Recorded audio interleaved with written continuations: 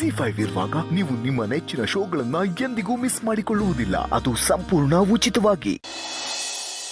ಏನ್ ಗೌಡ್ರೆ, ಇವತ್ತು ನಮ್ಮನೆ ಕಡೆ ಬಂದ್ಬಿಟ್ಟಿದ್ದೀರಾ? ಏನ್ ಸಮಾಚಾರ?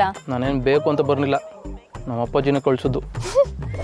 ಹೋಗಿ ಅತ್ತೆ ಮಾವನ ಮಾತಾಡಿಸ್ಕೊಂಡ್ ಬಾ ಅಂತ ಕಳ್ಸಿದ್ರಾ? ಸಾಕು ಸುಮ್ಮನಿರಿ ಮೇಡಮ್ ಅವರೇ. ಬೆಕ್ಕಕ್ಕೆ ಚಲ್ಲಾಟ ಆದರೆ ಇಲ್ಲಿಗೆ ಪ್ರಾಣ ಸಂಕಟ ಅನ್ನೋವಾಗ ಮಾತಾಡ್ತೀರಲ್ಲ. ನಮ್ಮ ಅಪ್ಪಾಜಿ ಬೇರೆ ಸುಮ್ಮನೆ ಏನಾದರೂ ಒಂದು ನೆಪ ಮಾಡಿಕೊಂಡು ನಿಮ್ಮ ಮನೆಗೆ ಕಳಿಸ್ತಾನೆ ಇರ್ತಾರೆ. ಇವತ್ತು ಇವರಿಬ್ರು ಒಂದಾಗ್ತಿರೋದಕ್ಕೆ ಒಂದೇ ಕಾನ್ಸ್ಟಿಟ್ಯೂನ್ಸಿ ಅಂತ ನಿಮ್ಮ ಅಪ್ಪಾಜಿ ಏನೋ ಸೈನ್ ಮಾಡ್ಬೇಕಂತೆ, ಹೋಗಿ ಮಾಡಿಸ್ಕೊಬಾ ಅಂತ ಕಳಿಸಿದ್ರು. ಅದಕ್ಕೆ ಬಂದೆ. ಸುಮ್ಮನೆ ಕೊಟ್ಟೋಗ್ತಿದ್ದವನ್ನ ಪೂರ್ವಿನ ಮಾತಾಡ್ಸಲ್ವಾ ಅಂದರು. ಇನ್ನೊಂದ್ಕಿಂತ ಮಾತಾಡ್ತೀನಿ ಬಿಡಿ ಅಂದೆ. ಕೇಳ್ದೇನೆ ನಿಮ್ಮ ತಕ್ಕ ಕಳಿಸಿದ್ರು. ನೋಡಿ ನಮ್ಮ ಅಪ್ಪ ಅಮ್ಮಂಗೆ ನಿಮ್ಮಲ್ಲಿ ಎಷ್ಟು ಪ್ರೀತಿ ಅಂತ. ಸಾಕು ಸುಮ್ಮನಿರಿ ಮೇಡಮ್ ಅವರೇ, ನಂಗೆ ಅದು ಯಾವುದು ಬೇಕಾಗಿಲ್ಲ. ಸರಿ, ನೀವು ನಿಮ್ಮ ಫ್ರೆಂಡ್ನ ಮೀಟ್ ಮಾಡಕ್ಕೆ ಹೋಗಿದ್ರಾ? ಹೋಗ್ದಿರಕ್ಕಾಯ್ತದ? ದಿನಕ್ಕೆ ಒಂದಪ್ಪನಾದರೂ ಅವ್ರನ್ನ ನೋಡಲಿಲ್ಲ ಅಂದರೆ ಇಡೀ ದಿನ ಏನೋ ಕಳ್ಕೊಂಡಂಗೆ ಅನ್ನಿಸ್ತದೆ. ಅವರು ಹೇಗಿದ್ದಾರೆ? ಚೆನ್ನಾಗಿದ್ದಾರೆ. ಹೌದು, ನೀವು ನನ್ನ ಫ್ರೆಂಡ್ ಬಗ್ಗೆನೇ ಯಾಕೆ ವಿಚಾರಿಸ್ತಾ ಇದ್ದೀರಾ? ಏನಿಲ್ಲಪ್ಪ, ಜಸ್ಟ್ ಕ್ಯಾಶುಯಲ್ ಆಗಿ ಕೇಳಿದೆ. ಎಷ್ಟಿದ್ರು ನಿಮ್ಮ ಕ್ಲೋಸ್ ಫ್ರೆಂಡ್ ಅಲ್ವಾ? ಅದು ಸರಿ ಗೌಡ್ರೆ, ನಿಮಗೆ ನಾನಂದ್ರೆ ಏನು ಅನ್ಸುತ್ತೆ? ನಾನು ಹೇಗಿದ್ದೀನಿ? ನಿಮ್ಗೇನು ಮೇಡಮರೆ, ನೋಡೋದಕ್ಕೆ ಗೊಂಬೆ ಥರ ಇದ್ದೀರಾ. ನೀವು ಸುಳ್ಳು ಹೇಳ್ತಿಲ್ಲ ತಾನೇ? ಮೇಡಮರೇ, ನಂಗೆ ಸುಳ್ಳುಗಳೆಲ್ಲ ಹೇಳಕ್ಕೆ ಬರೋದಿಲ್ಲ. ನೇರವಾಗಿರೋ ಮನುಷ್ಯ ನಾನು. ಚೆನ್ನಾಗಿದ್ದೀರಾ ಅಂದರೆ ಚೆನ್ನಾಗಿದ್ದೀರಾ ಅಂತ ಹೇಳ್ತೀನಿ, ಚೆನ್ನಾಗಿಲ್ಲ ಅಂದರೆ ಮಕ್ಕ ಕೊಡ್ದಂಗೆ ಚೆನ್ನಾಗಿಲ್ಲ ಅಂತ ಹೇಳ್ಬಿಡ್ತೀನಿ. ಓಕೆ, ನಿಮ್ಮ ಲೈಫಲ್ಲಿ ಬೆಸ್ಟ್ ಹುಡುಗಿ ಅಂದರೆ ನಾನೇನಾ? ಬೆಸ್ಟಾ? ಇಲ್ಲ ಇಲ್ಲ, ಬೆಸ್ಟಲ್ಲಿ ನೀವು ಒಬ್ರು ಅಂತ ಹೇಳ್ಬೋದು ಅಷ್ಟೇ. ಹಾಗಾದರೆ ಇವ್ರ ಲೈಫಲ್ಲಿ ಬೆಸ್ಟು ಅಂತ ಹೇಳಿದ್ರೆ ಅವಳೇ ಇರ್ಬೋದಾ? ಹೌದು, ನೀವು ಯಾಕೆ ಹಿಂಗೆಲ್ಲ ಕೇಳ್ತಾ ಇದ್ದೀರಾ? ಕೇಳಬೇಕು ಅನ್ನಿಸ್ತು, ಕೇಳಿದೆ ಅಷ್ಟೇ. ಸರಿ ಮೇಡಮ್ರೆ, ನಾನು ಇನ್ನು ಬರ್ತೀನಿ. ನಿಮ್ಮ ಹತ್ರ ಇಷ್ಟೊತ್ತು ಮಾತಾಡಿದೆ ಅಂತ ನಿಮ್ಮ ಅಪ್ಪ ಅಮ್ಮ ಗೊತ್ತಾಗ್ಬಿಟ್ರೆ ಅವ್ರು ತುಂಬ ತಪ್ಪು ತಿಳ್ಕೊಂಬಿಡ್ತಾರೆ. ಅದಾಗೋದು ಬೇಡ. ನಿಮ್ಮ ಅಪ್ಪನ ತಾವ ಫೈಲ್ ಇಸ್ಕೊಂಡು ನಾನು ಹಂಗೆ ಹೊರಡ್ತೀನಿ. ಬಾಯ್.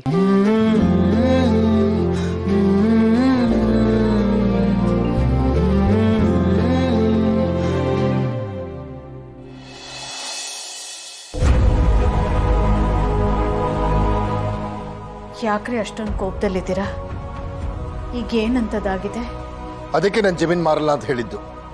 ಏನೋ 4 ಜನಕ್ಕೆ ಒಳ್ಳೇದಾಗ್ಲಿ ಅಂತ ಪ್ರಾಜೆಕ್ಟ್ ಮಾಡಕ್ ಹೊರಟ್ರೆ ಮತ್ತೆ ಇವಳ ಹೆಸರು ಬಂದು ಬಿದ್ದಿದೆ. ಎಲ್ಲೋ ಕಣ್ಮರಿಯಾಗಿರೋಳು ಮಧ್ಯ ಹೇಗ್ರಿ ಬರ್ತಾಳೆ?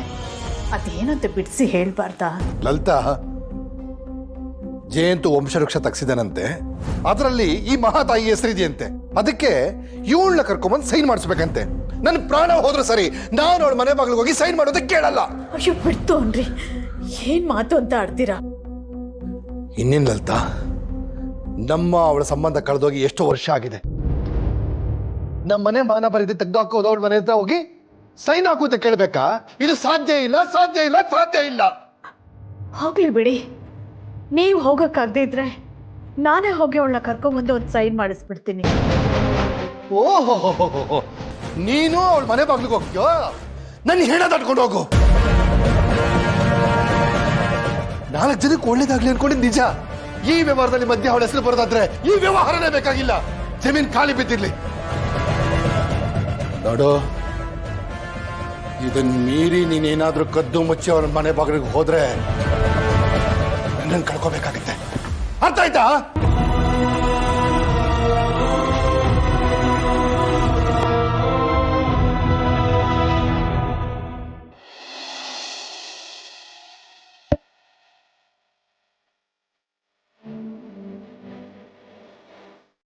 ಲಕ್ಷ್ಮಿ, ಈಗ ಹೇಗಿದೆಯಾ? ಸ್ವಲ್ಪ ಕಮ್ಮಿ ಆಯ್ತಾ? ಮಾವ, ಡಾಕ್ಟರ್ ಏನು ಹೇಳಿದ್ರು? ಅವಳಿಗೆ BP ಸ್ವಲ್ಪ ಲೋ ಆಗಿ ಹೀಗಾಯ್ತಂತಮ್ಮ. ಚೆನ್ನಾಗಿ ರೆಸ್ಟ್ ಮಾಡಿದ್ರೆ ಎಲ್ಲ ಸರಿ ಹೋಗುತ್ತೆ ಅಂತ ಹೇಳಿದ್ದಾರೆ. ಅತ್ತೆ, ಇನ್ಮೇಲೆ ಮನೆ ಜವಾಬ್ದಾರಿನೆಲ್ಲ ನನಗೆ ಬಿಟ್ಟು ನೀವು ಆರಾಮಾಗಿ ರೆಸ್ಟ್ ತಗೊಳ್ಳಿ. ನಾನೆಲ್ಲ ನೋಡ್ಕೊಂಡು ಹೋಗ್ತೀನಿ ಅತ್ತೆ. ಅಯ್ಯೋ, ಅದು ಹೇಗಮ್ಮ ಆಗತ್ತೆ ವೀಣಾ?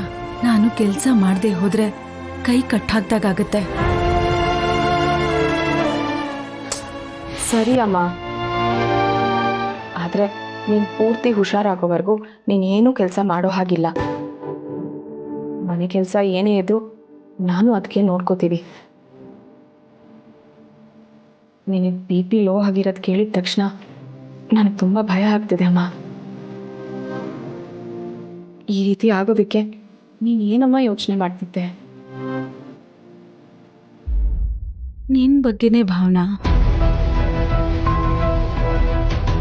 ಅಲ್ಲ, ಮಕ್ಕಳ ಬಗ್ಗೆ ಚಿಂತೆ ಮಾಡ್ತಾ ಇದ್ದೆ. ಕೆಲವೊಂದು ಸಾರಿ ಇನ್ನೊಬ್ಬರಿಗೆ ತೊಂದರೆ ಆಗಬಾರ್ದು ಅಂತ ಸುಳ್ಳು ಹೇಳ್ತಾರೆ. ಆದರೆ ಹೆತ್ತು ಮಕ್ಕಳು ಅಪ್ಪ ಅಮ್ಮನ ಹತ್ರ ಹೇಳೋಕ್ಕಾಗದೆ ಇರೋ ತಪ್ಪು ಮಾಡಿದ್ರೆ ಹೇಗೆ ಯೋಚನೆ ಮಾಡದೆ ಇರೋಕ್ಕಾಗತ್ತೆ ಹೇಳು? ಅಮ್ಮ, ಏನಮ್ಮ ಮಾತಾಡ್ತಿದ್ಯಾ? ಯಾರಂತ ತಪ್ಪು ಮಾಡಿದ್ರು? ನೀನೇ ಭಾವನಾ. ಕೊರಳಲ್ಲಿ ತಾಳಿ ಕಟ್ಟಿಸ್ಕೊಂಡು ಅದನ್ನ ನನ್ನ ಹತ್ರ ಹೇಳ್ದೆ ಮುಚ್ಚಿಟ್ಟಿದ್ಯಲ್ಲ. ಈ ವಿಷಯ ನಿಮ್ಮಪ್ಪನ್ಗೆ ಹೇಳೋಣ ಅಂದ್ರೆ ಅವ್ರಿಗೆಲ್ಲ ಅನಾಹುತ ಆಗುತ್ತೋ ಅಂತ ಭಯ ಆಗ್ತಿದೆ. ನೋಡಿದ್ರಾ ಮತ್ತೆ ಏನೋ ಯೋಚನೆ ಮಾಡೋಕೆ ಶುರು ಮಾಡಿದ್ರಿ ಅತ್ತೆ. ನಾವೆಲ್ಲರೂ ಇರೋವಾಗಲೇ ಇಷ್ಟು ಯೋಚನೆ ಮಾಡ್ತೀರಾ ಅಂದರೆ ನಾವು ಯಾರೂ ಇಲ್ಲದೆ ಇರೋವಾಗ ಇನ್ನು ಎಷ್ಟು ಯೋಚನೆ ಮಾಡ್ತೀರಾ ನೀವು? ಅತ್ತೆ, ನೀವು ಒಳಗೆ ಹೋಗಿ ಸ್ವಲ್ಪ ರೆಸ್ಟ್ ಮಾಡಿ. ನಾನು ಜ್ಯೂಸ್ ತೊಗೊಂಬರ್ತೀನಿ. ಮಾವ, ಅತ್ತೆ ನಾನು ಸ್ವಲ್ಪ ರೂಮಿಗೆ ಕರ್ಕೊಂಡು ಹೋಗಿ. ಆಯ್ತು.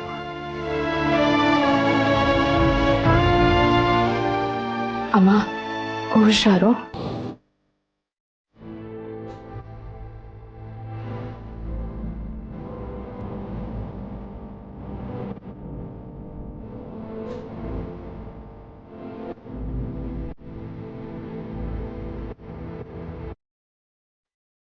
ಲಕ್ಷ್ಮಿ,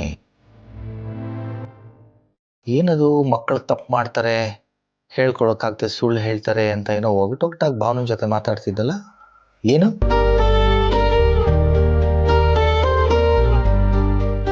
ಏನೂ ಇಲ್ಲ ರೀ.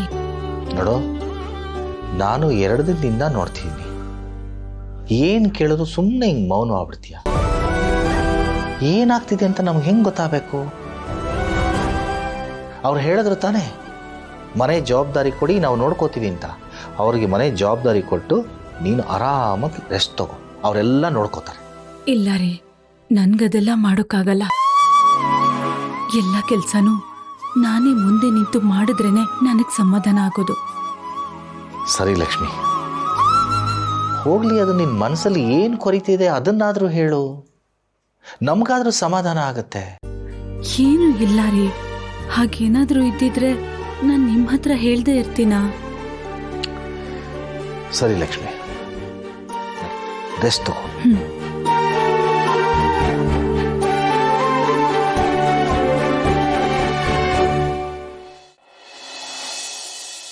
ಹಲೋ, ಹೇಳಿ. ಜಯಂತ್ ಅವರೇ, ಅವರಿಂದ ಏನಾದರೂ ವಿಷಯ ಗೊತ್ತಾಯ್ತಾ? ಇಲ್ಲ, ಇನ್ನೂರು ಫೋನ್ ಕಾಲ್ಗೆ ವೆಯ್ಟ್ ಮಾಡ್ತಾನೆ ಇದ್ದೀನಿ. ನೋಡಿ, ಎಲ್ಲ ರೆಡಿ ಆಗಿರುವಾಗ ಒಂದು ಸೈನ್ಗೋಸ್ಕರ ಲೇಟ್ ಆಗೋದು ಬೇಡ. ಅವರು ಫೋನ್ ಮಾಡಲಿ ಅಂತ ನೀವು ವೆಯ್ಟ್ ಮಾಡಬೇಡಿ. ನೀವೇ ಒಂದ್ಸಲಿ ಫೋನ್ ಮಾಡಿಬಿಟ್ಟು ಏನಾಯ್ತು ಅಂತ ತಿಳ್ಕೊಳ್ಳಿ. ಫೈನ್, ನಾನು ಫೋನ್ ಮಾಡಿ ನಿಮ್ಗೆ ಅಪ್ಡೇಟ್ ಮಾಡ್ತೀನಿ. ZEE5 ಆಪ್ ಡೌನ್ಲೋಡ್ ಮಾಡಿ ಎಲ್ಲಾ ಸಂಚಿಕೆಗಳನ್ನು ಸಂಪೂರ್ಣ ಉಚಿತವಾಗಿ ನೋಡಿ.